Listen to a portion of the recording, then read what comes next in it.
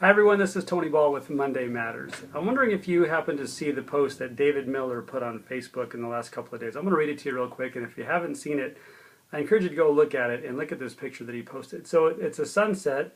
If you haven't heard, they've moved to Maui. They just closed on a house there. And it says, calm winds in the 80s, beautiful sunset, great evening for a leisure bike ride down the coastline of South Maui. And I don't know about you, but that really appeals to me. And seeing that sunset, it's absolutely gorgeous. And, one of the things I thought about Dave and Terry is that they got really good over the years at, by the way, they didn't start out like jackrabbits either. But they got really good at acquiring and servicing clients and acquiring and servicing coaches. And they've done that really well over a long period of time. And they just became really good mentors along the way of the coaches that they brought on. And then I thought about, and they've been presidential since before I got in the business, almost 5 years ago, 4.5 years ago. But I also thought about Joanne Brewer. Did you hear her on the leadership call last week? We've had the joy of knowing her for several years now, and it took her 10 years to go presidential. Can you believe that? 10 years to go presidential? And I thought, wow, that we still have 5.5 years to go to even if we just wanted to tie her.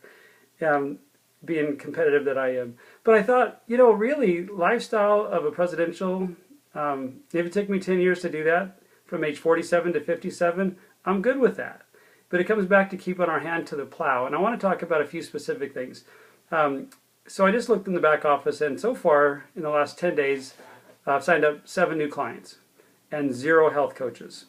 And what I learned when Brenda and I went global 2 years ago was that being consistent, bringing on new coaches over a long period of time brought us global, really. We sponsored about 2 to 4 coaches a month for about 8 or 9 months.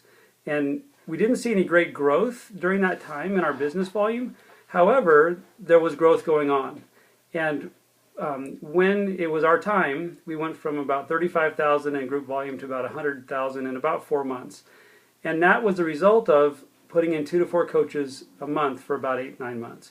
So if we're not putting in new coaches in frontline as well as in our business, in our entire organization, then we're just really not growing. So the fact that we just acquired 7 new clients in the last 10 days is exciting, but not really when I think about what our goals are of reaching higher levels. So yes, we need clients in the client pool to be able to service them and integrate them into coaches.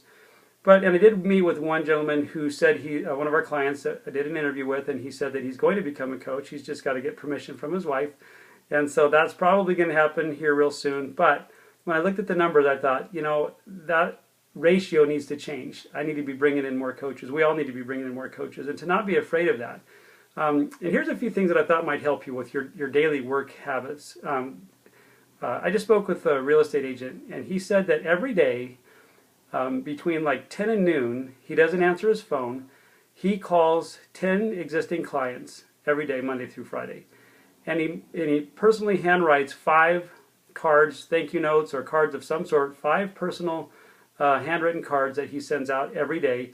And then every day he adds, before noon, he adds 2 new people to his database. However he does that, wherever he finds them. And obviously our businesses are a little bit different.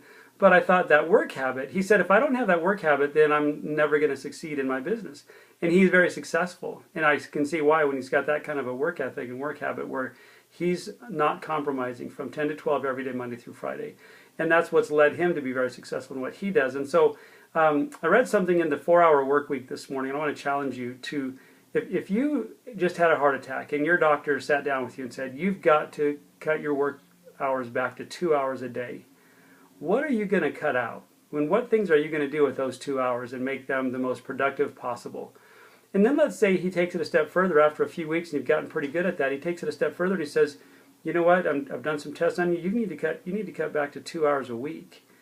And what things then will you focus on your energies that it's going to help you be most productive in growing your business?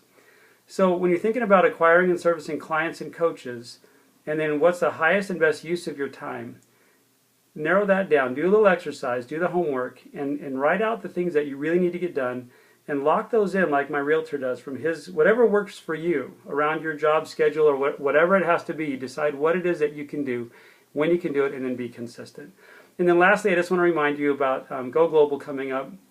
It's still not too late. We're still checking on fares here from Boise. You got a couple people looking at it. Wherever you are in the country, if you've qualified for Go and you're able to attend Go Global according to qualification, I would do everything I could to be there. It could make the difference of hundreds of thousands of dollars to you over the long run. Do whatever you can to get there. And then, of course, right behind that is National Convention.